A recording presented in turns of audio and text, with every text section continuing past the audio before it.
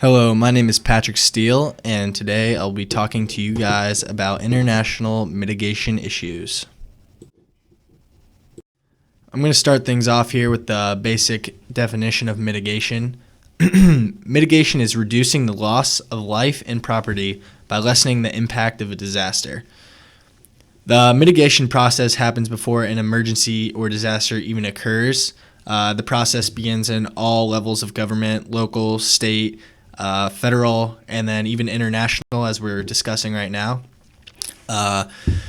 Basically, the main goal of mitigation is reducing or eliminating the risk of the disaster prior to it occurring. Next, on to international mitigation issues. There's multiple issues that countries struggle with. Some of these issues include coordination, money, resources, sovereignty of state, and linking prior relief with development, as well as multiple other issues that they face. But for these ones, I'll briefly go through each. Coordination. It's extremely hard to get every level of government, every agency, every organization on the same page and ready when a disaster strikes, especially because disasters are just out of the blue a lot of the time. Money and resources. A lot of these countries that are being hit with these disasters over and over again happen to have a lack of money and resources. So it makes it even more difficult for coordination and for people to get the right tools that they need before or after a disaster strikes. Sovereignty of state. This falls under the ruling government asking other countries for help.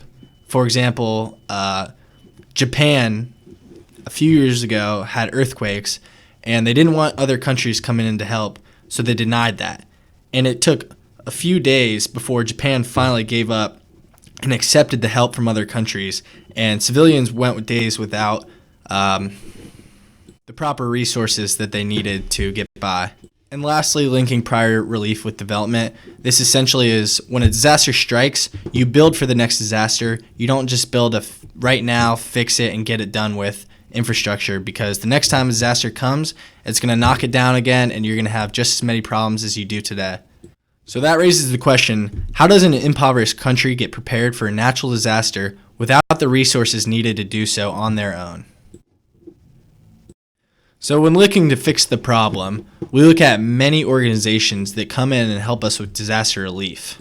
For example, the United Nations has a large part in mitigation throughout countries, and they promote the mitigation through regular development, essentially meaning after a disaster, you build for the next disaster. You make sure your infrastructures are strong enough and ready for the next one so that you don't get caught off guard. The Red Cross responds to disasters all over the world every year, and even in 2011, they responded to over 20 countries.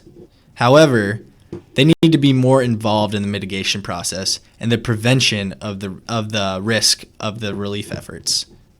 So instead of bringing the tools after the disaster already strikes, you bring them before and you make sure that they're there and that they're ready to go right when it happens. And that falls into the collaborate earlier rather than later idea, meaning be ready, have a plan, and be prepared, essentially mitigation.